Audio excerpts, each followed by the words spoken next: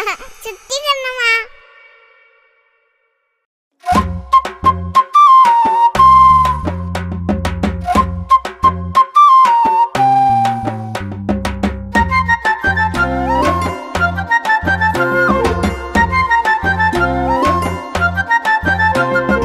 ஏண்டி சுட்டி என்னடி குட்டி எங்கடி போன நீ எங்கடி போன ஏண்டி சுட்டி என்னடி குட்டி எங்கடி போன நீ எங்கடி போன